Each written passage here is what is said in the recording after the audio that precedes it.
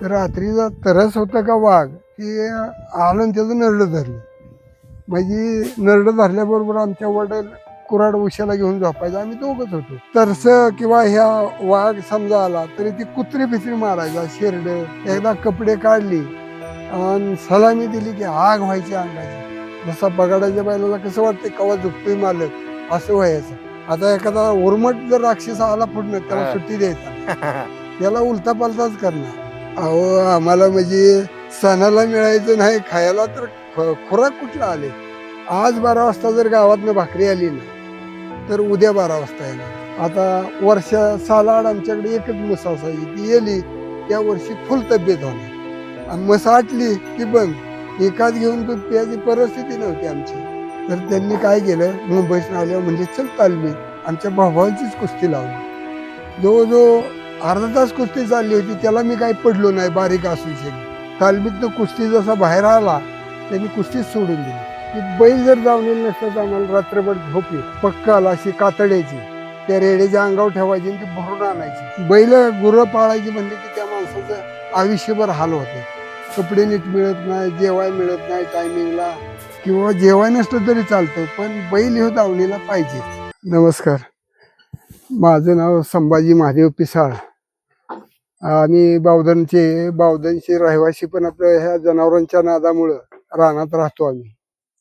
रानात बी घर आहे, गावात बी आहे. पण कसं आहे, तर हे आम्ही ह्या पांढरीत जन्म घेतला, असं जे आमच्या रक्तात आहे की बैल जर दावणीला नसलं तर आम्हाला रात्रभर झोप येत नाही. त्याच्या घाटी नाही वाजली तर ही 4 जनावरं बाकीची, आणि ही बैल पाळायची म्हटल्यावर रानातच राहायला पाहिजे, गावात जमत नाही जाऊन येऊन. शेतीला लांब आहे आमची. तर हे आमच्या आजोबा वडील ह्यांच्यापासून हे बैलांचा नाद आहे, छंद आहे, किंवा बैल दावणीला हे पाहिजेच. हे भैरवनाथाचं हे बगड आहे, त्याच्यामुळं बैल दावणीला पाहिजे. जेवाय नसले एक टाइम तरी चालतंय. आता आम्हाला शेती थोडी आहे, तरी पण आम्हाला छंद आहे. आमची लोकांचं असे पैशावर बैलावनी कामं करतो, भाडं म्हणतात त्याला. हे असे आम्ही करत आलो आत्तापासून, आणि अजून बी आमचं तेच चाललंय. आता हे पोरांना परवडत नाही, महागाई झाली या शेतीत. आता यांत्रिक सगळं निघालंय, त्यामुळे बैलावर काम कुणी सहसा करत नाही. नदीसनं पाणी आणायचं, एक म्हणजे एक कोळी म्हणून ते रेडा पाळायची, त्याच्यावर पक्काला असायची. काय काय पक्काल अशी कातड्याची, त्या रेड्याच्या अंगावर ठेवायची आणि ती भरून आणायची. तुमच्याकडे होता रेडा? नाही आमच्याकडे नाही, पण आम्ही आपलं त्यांना बोलवायचो, म्हणजे बैत म्हणून त्यांना धान्य द्यायचो. तर ते आता बुडलं सगळं. तर ते नदीत जायचं, ते भरायचं, खळं असं चुकळून ठेवायचं, ते आता आणून वतायचं. 8 डबे यायचं. हे आपले तेलाचं येत असलं, एका रेडा आणायचा, ह्या साईडला 4 आणि ह्या साईडला 4, त्या कातडीच्या ह्यात वतायचं पाणी, आणि ती इथं येऊन असं त्याला तोंड असायचं, ते वतायचं, असं सगळ्या खाळीत फिरवायचं. असे आम्ही मग मोगरी म्हणतात, लाकडाचा एवढं एवढं असतं, त्याने बडवायचं. तेव्हा रोड नव्हतं किंवा काय नव्हतं, आणि ते बडवून तयार करायचं, आणि मग कणस किंवा गहू टाकायचा, आणि मध्ये एक तिवडा म्हणून रवायचा, आणि त्याला बैल फिरवायची अशी गोल. ते 4-4 तास बैल चालायचे, तेव्हा ते धान्य तयार व्हायचं म्हणून. म्हणजे ते खळ्यासाठी फक्त रेड्यावरनं पाणी आणलं हा, जायचं, इतर गोष्टी नाही? हो, त्यावेळेला बॅनर बी नव्हतं माणसाकडे आणायला. ह्या आपल्या मातीच्या घागरी असायचे, त्यांनी कवा शिपायचं व्हायचं म्हणून रेडा सांगायचा. आणि त्याच्यानंतर ना कावड जास्त प्रचलित झाली ना? कावड झाली, परत बॅनर निघाले, मग ते बैलगाडीत टाकायचे, ते भरून आणायचे आणि शिपायचं खळं मग बादलीने. बाबा तुम्ही दुष्काळ बघितला का? हो, 72च्या दुष्काळात चांगला मी 10-15 वर्षाचा होतो, आठवतोय मला चांगला. काय आठवण येते दुष्काळात? म्हणजे तुम्ही, आपण बघतो बावधन गाव आहे, हो, आता वरती नागेवाडीचा डॅम झालाय, धरण आहे तिथं, पर्क्युलेशनने पाणी खाली सगळीकडे आहे, सगळीकडे हरित क्रांती झाली अख्ख्या बावधन भागात. हो. त्यावेळेसचा काय अनुभव होता तुमचा? त्यावेळेला म्हणजे नदी देखील आटली होती फार. ही कृष्णा पाणी, नदी आपली आटली हो, होती. खूप जाग अशी डबकं राहिली होती मोठ्या मोठ्या ढवातनी. मग त्यातनं पाणी आणायचं, प्यायचं. नळ एखादा असला जमिनीतला, त्याचं पाणी आणायचं, गुरांना पाजायचं. असे 4-4 परूस जवळजवळ असे खोल ढव आहेत नदीत. मग हे सगळं बघायला गावलेलं आहे आम्हाला. चपल्या घालून आम्ही तासातनं चालत जायचो त्या पात्रातनं. तर असं लय आम्ही हाल काढलेले आहेत. एवढे ज्वारी आल्या एका पावसावर, परत जनावराला वैरण नाही काय नाही, मग ऊसाचं ह्याचं बागायचं असेल तिथं काचोळं काढून आणायचं, त्याची पाचट ओली आणि ती गुरांना घालायची.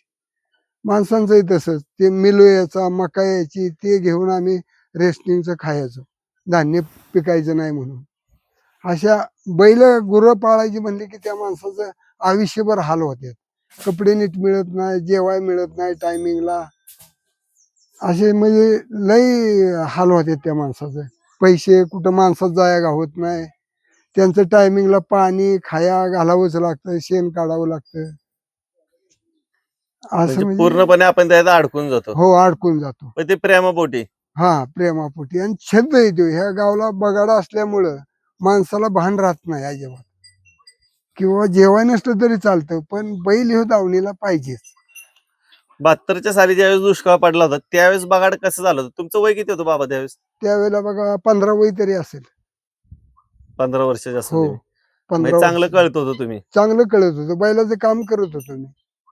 म्हणजे स्वतः पेरा घेऊन हो जायचा हो बैल घेऊन हो, त्यावेळेस एकटा. एकटंच जायचो. आता चिरंजीवाची मगाशी बोललो आकाशशी, हा ते म्हणला आम्हाला 4 जण लागतं बाबा आम्ही हो. धरायला झुपायला. मी काय करायचो, मार्का बैल असला तर असा दुकडं बांधायचा, त्याला शिवाळ घालायची. दुसरा बैल एखादा गरीब असला तो घ्यायचा आणि एकट्यानेच झोपायचं. तेव्हा माणसं कुठले आहेत, गाव 3 किलोमीटर अंतरावर असल्यावर माणूसच शिवारात नसायचं. मग काय करायचं, मार्की असली तरी अशी झोपायची, आणि एकदा झोपली की मग काय नाही, मग माणूस नसला तरी चालतो. एकट्यावर सगळं, पेरणी म्हणा कुठलंही काम एकट्यानेच करायचं. आता तुमच्या आजूबाजूला शहरीकरण झाले, गावात हो पण मोठी मोठी घरं झाली आहेत हो सिमेंटची आपण म्हणतो. हो, पूर्वी आता तुम्ही इकडे रानात राहत असाल, पूर्वी हे सगळ्याच्या घर छपरात बांधायच्या होतो. आधी छप्पर होतं, तुम्ही हो. राहत होता त्यावेळेस जंगली श्वापद वगैरे इकडे कधी यायची का? तर अशी पाऊस लागला म्हणजे वर छपरात असं त्या पांढरानात बसायची. जनावर हो, साप मग म्हणजे. हा साप. मग ते काय करायचं, गारटून आली बसली की मग सकाळी एक दोघं बोलवायची, ती मारायची.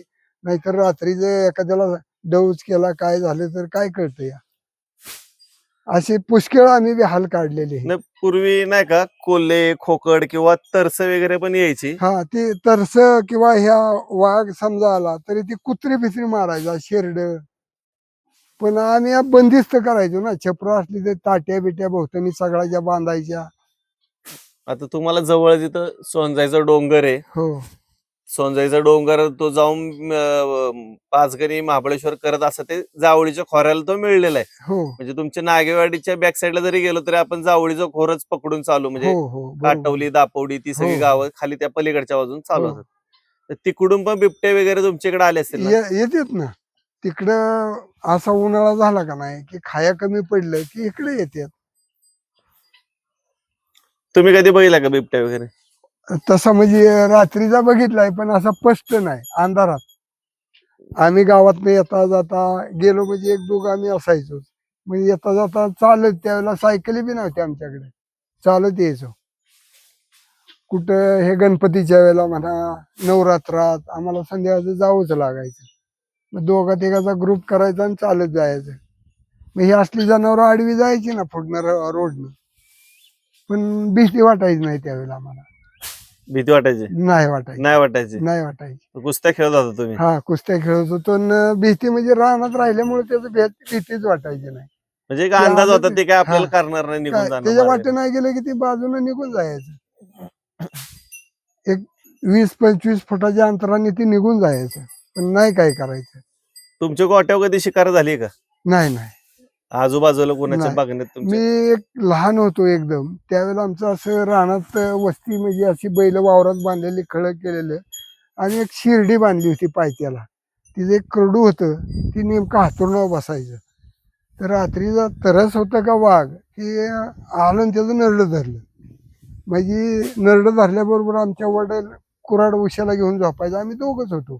त्यांनी जशी फेकून मारली तसं ती सोडून पळालं, त्याला लागली ती कुऱ्हाड. आणि मग मी जागा झालो आणि म्हणले, का हो तुम्ही हे झालं? म्हणले, अरे काहीतरी आलं होतं. वाघ होता का त्रास होतं, त्याने करडू धरलं होतं. ते दात बीत इथं नरड्याला लागलं होतं, ते रक्त वाहत होतं, ते सगळं बघितलंय. पण म्हणजे भीती वाटत नव्हती तुमच्या अजिबात. डोळ्यात एकच अनुभव आहे. हो हो, काहीतरी बघा 6 वर्षाचा तरी असेल मी त्यावेळेला, लहान असतानाच. लहान असताना. बाबा आता पोरं पण तुमची तुम्हाला वाटतं का की शेतीचा नाद त्यांनी नव्हता करायला पाहिजे किंवा असं हो वाटतं का? वाटतं ना हो, ह्या महागाईने परवडत नाही बरं. ही तर बैला मागे राहणाऱ्या माणसाचं हालच होते. पैशाची आवक नसते, काय क्षेत्र कमी आहे. आता 1 एकर क्षेत्रात 3 जण आहे, कसं चालणार यांचं? कांदा लसूनच व्हायचा नाही. पण हे ह्या पांढरीत जन्माला आल्याच्या ते रक्तातच येतं की बैल दावणीला पाहिजे. जेवण नसलं तरी चालेल, कपडे नसले तरी चालतील, कुठे फिरायला नाही गावलं तरी चालतं. म्हणजे एक आमच्या हे पहिल्यापासून रक्तातच आहे, किती बी हाल होऊ द्या. आता चिरंजीवानं नाव कमावलं एवढं, तू गावात गेलो तुम्हाला माणसं म्हणतात का पोरगा चांगलं व्हिडिओ बनवतो म्हणून? हो व्हिडिओ बनवतात दररोज म्हणतात की. बैलांचे, तुम्ही हो बघता का? बघतो ना. आणि मला बी बरं वाटतं की गोरगरिबाच्या ज्याच्याकडे पैसे आहे तो पुण्यासनं बोलावणार व्हिडिओ काढायला, लांब लांबनं बोलावणार. तसं गरीबाकडे पैसे नसतात, मग त्या कोपऱ्यात कोण जातात? तुम्ही एवढ्या लांब आला असता का इकडे? माझ्याकडे पैसेच नाहीत, म्हणजे तुम्ही येणार नाही. बरं तुम्हाला यायचं म्हणलं पुण्यासनं समजा कुठनंही आला तुम्ही, तरी 1000-1500 तुम्हाला खर्च आहे. म्हणजे तुम्हाला असं फुकट जाऊन जमत नाही. पण बाबा मी सांगू का, हा. मी बी तुमच्या लेकासारखाच नादिक आहे. हो मी फुकटच गेलो बरोबर आहे. का ते जे आठवणी आणि ते जे अनुभव मिळतो का नाही स्वतःहून, हो तो अनुभव अनुभव मिळतो. विकत मिळणार नाही. नाही नाही मिळणार आणि सांगून बी पटणार नाही. विकतचा माणूस मन मोकळा बोलत नाही. हा तुम्ही आता इथं आला, आम्ही 2 शब्द बोललो, तुम्हाला ते अप्रूप वाटतं ना आम्ही बोललेलं, की हे अशिक्षित माणसं पहिली किती हाल काढलेत त्यांनी, किती त्रास घेतला ह्या जनावरांच्यासाठी. ह्याच्यापासून फायदा बी नाही काय, पण एक छंदच आहे तो. जनावर ही पाहिजेत. 2 पोरं किंवा 2 जनावरं दारात असली तरच शोभा आहे त्या घराला. नाहीतर तुम्ही मस्त तुमच्याकडं बंगला बिंगला आहे, पण जनावर नसल्यावर रानात तुम्ही बंगला बांधला तर त्याला शोभा नाही. तुमचं किती जणांचं कुटुंब होतं बाबा तुमच्या वेळेस? अहो आमचं जवळजवळ 70-80 माणूस घरात होता आमच्या चुलत्यांच्या सकाळ. ती एकवट असताना मी बघितलंय असं अख्ख्या सगळं. घरात? हो. रोज आम्हाला 2 पायल्या लागायची. सकाळी एक पायली आणि संध्याकाळी. ती बी बायका जात्यावर दळायची. आमची आई, चुलती बारी-बारीने दळायचं स्वयंपाक. सकाळी जर स्वयंपाकाला बसली तर तिला 11 वाजायच्या भाकरी करायला. एक जणीने भांडी, पाणी भरायचं किंवा धुणं करायचं. 3 म्हणजे आमची आई सकाळ 3घी जणी त्या जावा. हे अशी कामं वाटून करायची. वाट बघायची नाही. ज्यांनी जे हातात काम घेईल ते पार पाडायचं. मग तुम्ही चुलत भाऊ वगैरे असं किती जण होतो? आम्ही 8 जण. 8 जण. सख्खे चुलत भाऊ 2 आणि आम्ही 6 जण. 8 जण आम्ही सख्खे भाऊ. बहिणी वगैरे बहिणी आम्हाला 8 जणीच. सगळी एकत्र? सगळी एकत्र. अहो बकरी कोंडल्यासारखं हे आमच्या घरात व्हायचं. कुणाला जेवाय, कुणाला काय आहे नाही. आणि परिस्थिती नाजूक असल्यामुळे लय हाल काढलेले आहेत. तर त्यावेळेस कसे हँडल करत असेल जुनी माणसं? हो आता आमच्या वेळेस एक पोरगा आम्हाला नको होते. नको होते सांभाळायचं. पण ते बघा ना त्यावेळेला कुणाला कपडे आहेत, कुणाला नाहीत. महागाई ढोंगणावणी फाटलेली तरी पण तसंच. पण त्यावेळेला ही सुविधा नव्हत्या ना, ऑपरेशन करायचं अमकं तमकं. पण तरी ते एकोपण प्रेम होतो बाबा. हा. आता मिळत नाही ना ते. नाही मिळत. आता सुट्टीला जायचं म्हणलं तर आम्हाला ओढ दो असायची एक. तुम्ही गावाकडं कुठेतरी हो महवा काढायला जाऊ किंवा काही नदीला नोकरीनं पवायला इथं जाऊ, जरी विहिरीला आला जाऊ. तरी ती 2 दिवस त्यांना त्रास वाटतो. ही पोरण-बिरण आयतं करून घाला ना असं. आता ते प्रेम राहिलंच नाही बघा ह्या आताच्या भविष्यात. आता महिला मंडळ नाक मुराडते कोण पाहुणे यायचं म्हणल्यावर. हो, खरं आहे का खोटे? बरोबर आहे. तुमच्याकडे पण पाहुणे आले की परत म्हणजे तेवढीच माणसं प्लस होत असतील, म्हणजे कुटुंबच अहो होतं 150 माणसांचं हो. अहो बकरच लागायचं आम्हाला यात्रेत. फक्त म्हणजे घरातल्यांसाठी. घरातले पाहुणे येणारे आपल्यात. कुटुंब मोठं असल्यामुळं सोयरीक बी बरेच. आणि लग्न कार्य किंवा जत्रा माणसं चुकवत नव्हती. मध्ये आधी जायचं म्हणलं तर कोण जाते कामधंदा सोडून चालत जायचं. वाहनं नव्हती त्यावेळेला. म्हणून ही यात्रेसाठी आवर्जून लग्नाला, मैतीला किंवा यात्रेला आवर्जून माणसं चालत यायची. तुम्ही तालमीला कुठं होता बाबा? कशाच ह्या गरिबीने तालमीला कुठं नाही. गावात जायचं आपलं कधी टाइम घावल तवा. नियमाने नाही अजिबात. मग काय करायचो, आता व्यायाम करायला गेलं तर तास दीड तास आपला मोडल. एक झाडाला असं ह्या कळकाच्या शेंड्या इतकं दोर बांधायचा आणि त्याच्यावर हातावर जे आपण जायचं. सॉल म्हणतो. हा सोल म्हणतो. त्याच्यावर हातावर जायचं. मग हं, हे सगळं शरीर मजबूत होतं. हं, हं. बरं व्यायाम जोर बैठका काढायच्या म्हणले 1000 बैठका, 1000 जोर काढायचं. 500 जरी जोर काढायचं म्हटलं तर तास पाहिजे एक. एवढा टाइम आपल्याला नाही ना. 10-12 गुरं एकट्याने हँडल करायची, बैलांची कामं. पहिली बैलांचं 3-3 फेऱ्या आम्ही बावधनला धान्याचं घेऊन जायचो. मग एका फेऱ्याला 2 तास लागायचे. मग एवढा वेळ कुणाला आहे? गुरांचं सगळं हँडल एकट्यानेच करायचं. तुम्ही या कुस्त्या पण लय खेळल्या ना पहिलं. लय 10-11 वर्ष चांगला खेळलोय. कोल्हापूर, सांगलीची पोरं आली तरी माझ्याबरोबर उठायची नाहीत. 3-3, 4-4 येडं काढलं नाकाड्यात. म्हणजे तब्येतच तेवढी मजबूत होती. तेव्हा हो. तर त्यांचा तालमीत नाही विषय, की हे पोरगं आहे कसलं, तिथं विषय व्हायचा. आणि मग इथं आल्यावरनं बघितल्यावरच त्यांना माहिती व्हायचं. म- एकदा कपडे काढली आणि सलामी दिली, की आग व्हायची अंगाची. जसा बगाडाच्या बैलाला कसं वाटतंय कवा झोपतोय मालक, असं व्हायचं. अंगाला हात लावलेला सण व्हायचा ना, इतके राग यायचा. बाबा म्हणजे मारामाऱ्या लय केल्या असेल तुम्ही. नाही, नाही. अजिबात नाही नाही. केले. कुणाला गोरगरिबाला त्रास दिला नाही. आता एखादा उर्मट जर राक्षस आला पुढनं, त्याला हा. सुट्टी द्यायचा नाही. त्याला उलटा पालटाच करणार. फक्त तुम्हाला तिथं लय सैरभैर हां, व्हायचं हां, मैदानात. हां. मैदानात लय मातीत व्हायचं. उतरलं. हां. आणि असं गोरगरिबांना सहकार्य करायचे. अडचणीत असले, एखाद्याची मारामारी चालली असली, सोडवायची त्यांची. एखाद्याने नाही ऐकलं तर त्याला तडाखा लावायचा. ओव्हरटॅक करतोय त्याला. पण असं दादागिरी म्हणून नाही अजिबात केलं. नाही, भांडणं अशी मिटवायला जायचो ना. हा. किंवा आपण समाजात गेलो, भांडणं चालली असली, तरी आम्ही मिटवायला जायचो. पण शक्यतो अशी आपण होऊन करायची नाहीत. आणि ऐकायची लोकं तब्येत असल्यामुळं, किंवा हे माणूस चांगलं सांगतो या. बाबा तुमचा आहार काय असायचा? आता पहिला आमचे आजोबा म्हणायचे आम्ही डायरेक्ट खोबऱ्याच्या वाट्या बिट्या हीच खायचो. अहो, आम्हाला म्हणजे सणाला मिळायचं नाही खायला, तर खुराक कुठला आले. आज 12 वाजता जर गावातनं भाकरी आली ना, तर उद्या 12 वाजता येणार. चालत एवढ्या लांब बायका माणूस कोण येतं? 2 टाइम स्वयंपाक येत नव्हता. आता निम्म खायचं आणि संध्याकाळच्याला निम्म ठेवायचं. त्यात मग खुराक कशाचं, पण हे एक नाद छंद होता.